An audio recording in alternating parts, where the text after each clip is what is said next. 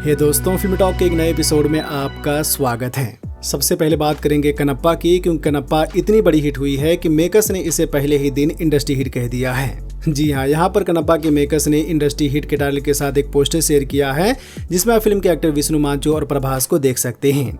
प्रभास इस फिल्म में 20 से 30 मिनट के सीन में है, जो किसी भी फिल्म के लिए काफी बड़ी बात है। वैसे प्रभास के अलावा इस फिल्म में अक्षय कुमार और मोहनलाल का भी कैमियो है, लेकिन प्रभास की वजह से ये फिल्म सोशल मीडिया पर ट्रेंड कर रही थी। अब फिल्म के मेकर्स ने इसे इंडस्ट्री हिट का टाइटल तो दे दिया है, लेकिन ये फिल्म सिर्फ एक दिन में तेलुगु इंडस्ट्री की हिट कैसे हो गई है, तो ये शायद कोई नहीं जानता है।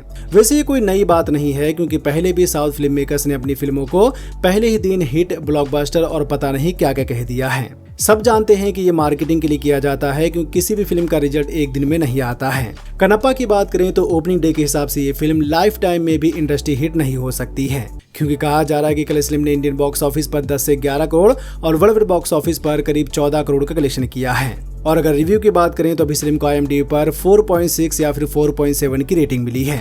बजट करीब 200 करोड़ है, तो ये मेकर्स ही बता सकते हैं कि ये फिल्म एक दिन में इंडस्ट्री हिट कैसे हो गई है। तमिलनाडु के सारे विष पीकर उसे संपूर्ण शुद्धि प्रदान करने के लिए तैयार हो। दूसरी बड़ी खबर यह है कि कुली के मेकर्स ने कुली का हिंदी टाइटल चेंज कर दिया है। पता नहीं क्या सोचकर कुली का हिंदी टाइटल मजदूर रखा था, जिसे लोगों ने काफी ट्रोल किया था। अब ये जानबूझकर किया गया था या फिर ऐसे ही रखा गया था, तो मुझे उस बारे में ज्यादा नहीं पता है, लेकिन इतना जरूर पता है कि मजदूर टाइटल की वजह से सोशल मीडिया पर लोगों ने कुली फिल्म के बारे में काफी बात की है। तो अब हिंदी ऑडियंस के बीच भी कुली का नाम सुनने को मिल रहा है। पहले कुली का हिंदी टाइटल मजदूर था, लेकिन अब इसे कुली द पावर हाउस के नाम से रिलीज किया जाएगा। कुली की शूटिंग पूरी तरह से कंप्लीट हो गई है, तो आने वाले कुछ दिनों में इसका ऑफिशियल टीजर रिलीज होगा। और जैसा कि कहा गया है, तो ये फिल्म 14 अगस्त को तमिल के साथ तेलुगु, कन्नड़, मलयालम और हिंदी में भी रिलीज होगी। आमिर खान ने अपनी अपकमिंग फिल्मों के बारे में बात की है, जहां उन्होंने कहा है कि फाल्के के बायोपिक की शूटिंग साल के एंड तक स्टार्ट होगी और ये फिल्म 2026 में क्रिसमस के मौके पर रिलीज होगी। आमिर खान कहते हैं कि फाल्के एक बहुत बड़ा चैलेंज है, क्योंकि एक ऐसे इंसान की कहानी है जिसने ऐसा काम किया है जिसकी कोई कल्पना भी नहीं कर सकता था। दादा साहब फाल्के की बायोपिक बनाना राजकुमार हिरानी और मेरे लिए बहुत ही सम्मान की बात है।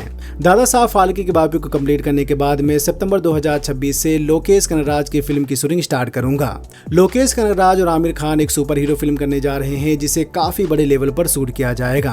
आमिर खान कहते हैं कि मैं इस फिल्म का बेसब्री से इंतजार कर रहा हूं और ये मेरे लिए काफी एक्साइटिंग है, क्योंकि काफी टाइम हो गया है मैंने कोई एक्शन फिल्म नहीं की है। रिलीज डेट के बारे में आमिर खान ने कुछ नहीं कहा है, पर मेरे हिसाब से ये फिल्म 2027 के एंड तक रिलीज होगी। द फैमिली मैन सीजन 3 का अनाउंसमेंट टीजर आ गया है और कहा गया है कि ये सीरीज नवंबर के महीने में देखने को मिलेगी। सीजन 3 की शूटिंग काफी पहले कंप्लीट हो गई थी, लेकिन पोस्ट प्रोडक्शन की वजह से अभी तक ये सीरीज रुकी हुई थी। कल इसका अनाउंसमेंट टीजर आया है, जिसमें पिछले सीजन की झलक के साथ इस सीजन की भी एक छोटी सी झलक दिखाई गई है। टीजर में मनोज बाजपेयी के साथ निम्रत कौर को भी दिखाया गया है, जो इस सीरीज में एक खास रोल में नजर आएंगी। कहानी के बारे में अभी ज्यादा कुछ कह नहीं सकते, तो देखते हैं कि द फैमिली मैन सीजन 3 का टीजर ट्रेलर कब तक आता है और इसकी ऑफिशियल रिलीज डेट क्या होती है। तो आप क्या करते हैं sir? I am life and relationship counsellor. Sunny Deol की लाहौर 1947 के बारे में बात करेंगे, क्योंकि जैसा कि हमने आपको बताया था कि आमिर खान सितारे ज़मीं पर फिल्म को रिलीज करने के बाद लाहौर 1947 की रिलीज डेट अनाउंस करेंगे। लाहौर 1947 को आमिर खान ने प्रोड्यूस किया है, तो इस फिल्म को सितारे ज़मीं के बाद रिलीज करने वाले थे, लेकिन खबरों की माने तो अभी इस फिल्म में काफी टाइम लगेगा। मीडिया रिपोर्ट की माने तो इंडिया पाकिस्तान टेंशन की वजह से अभी ये फिल्म नहीं रिलीज होगी। कहा जा रहा है कि ये सही समय नहीं है, क्योंकि जब देश में पाकिस्तानी नाम से जुड़े रेस्टोरेंट और दुकानों को बंद किया जा रहा है, तो भला लोग एक फिल्म को कैसे बर्दाश्त कर पाएंगे। फिल्म को रिलीज करने के लिए इसके नाम को चेंज करने का प्लान किया जा रहा था, लेकिन डायरेक्टर राजकुमार संतोषी को कोई और नाम सूझ ही नहीं रहा है। तो अब शायद ये फिल्म तब तक नहीं रिलीज होगी जब तक दोनों देशों के बीच टेंशन कम नहीं होगा। पहलगाम अटैक को देखें तो अभी काफी टाइम तक दोनों देशों के बीच कोई भी समझौता नहीं होने वाला है। तो मेरे हिसाब से डायरेक्टर राजकुमार संतोषी और प्रोड्यूसर आमिर खान को इसे किसी और नाम से रिलीज करना चाहिए। बाकी आप इस बारे में क्या कहना चाहेंगे, तो मैं आप सबसे जरूर जानना चाहूंगा। सिद्धार्थ मल्होत्रा की फिल्म 1 से डायरेक्टर दीपक मिश्रा कुछ आपसी मतभेदों के कारण बाहर हो गए हैं। खबरों की माने तो फिल्म के प्री प्रोडक्शन में ही दीपक मिश्रा और सिद्धार्थ मल्होत्रा के बीच कुछ कहासुनी हो गई थी, जिसकी वजह से अब दीपक मिश्रा इस फिल्म को नहीं डायरेक्ट करेंगे। फिल्म की शूटिंग आने वाले कुछ दिनों में स्टार्ट होने वाली थी, लेकिन दीपक मिश्रा के बाहर होने की वजह से अब इस फिल्म की शूटिंग को अगले डायरेक्टर ना मिलने तक पोस्टपोन कर दिया गया है। तो देखते हैं वन फिल्म से जुड़ी बाकी अपडेट कब तक आती है। पिछले साल 2024 में सिद्धार्थ मल्होत्रा मुराद खैतानी की फिल्म मिट्टी से भी कुछ आपसी मतभेदों के कारण बाहर हो गए थे। तो ये बैक टू बैक दूसरा मामला है जहां सिद्धार्थ मल्होत्रा और उनके डायरेक्टर की नहीं जमी है। एक और बड़ी खबर यह है कि नानी ने दी पैराडाइज की शूटिंग स्टार्ट कर दी है। दी पैराडाइज नानी की अपकमिंग फिल्मों में से एक है जिसे श्रीकांत ओडेला डायरेक्ट कर रहे हैं। श्रीकांत ओडेला ने ही नानी की हिट फिल्म तसारा को डायरेक्ट किया था, जिसने वर्ल्ड वाइड बॉक्स ऑफिस पर 120 करोड़ से ज्यादा कलेक्शन किया था। तो अब नानी श्रीकांत ओडेला के साथ एक और फिल्म कर रहे हैं जिसमें हमें एक एक्शन थ्रिलर कहानी देखने को मिलेगी। शूटिंग चल रही है, तो जैसा कि कहा गया है कि ये फिल्म 26 मार्च 2026 को रिलीज होगी। एक रंडी की औलाद की कहानी है, मेरा बेटा नायक बना, वो कहानी है। रश्मिका मंदाना की फिल्म मैसा का फर्स्ट लुक पोस्टर आ गया है, जिसमें आप रश्मिका मंदाना को काफी खतरनाक लुक में देख सकते हैं। जैसा कि कहा जा रहा था कि इस फिल्म में रश्मिका मंदाना का कैरेक्टर उनकी पिछली फिल्मों से काफी अलग होगा, तो यहाँ पर हम रश्मिका मंदाना के हाथ में तलवार और खून को देखकर कह सकते हैं कि वाकई में इस फिल्म में रश्मिका मंदाना का कैरेक्टर काफी अलग होगा।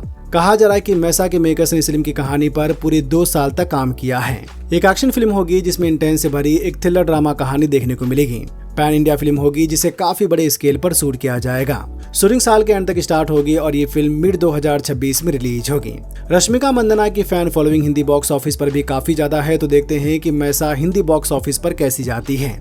एक और बड़ी खबर यह है कि मैट रिव्स ने बैटमैन 2 की कहानी कंप्लीट कर ली है। ये बैटमैन के फैंस के लिए काफी बड़ी बात है, क्योंकि फैंस दी बैटमैन 2 का करीब 3 साल से इंतजार कर रहे हैं। लेकिन अभी ये इंतजार 2 साल और रहेगा, क्योंकि जैसा कि आप सब जानते हैं कि अब दी बैटमैन 2 1 साल आगे चली गई है। दी बैटमैन 2 पहले 2 अक्टूबर 2026 को आने वाली थी, लेकिन शूटिंग में देरी की वजह से अब ये फिल्म 1 अक्टूबर 2027 को रिलीज होगी। शूटिंग जनवरी 2026 में स्टार्ट होगी और 2026 के एंड तक कंप्लीट हो जाएगी। तो देखते हैं बैटमैन 2 से जुड़ी बाकी अपडेट कब तक आती है।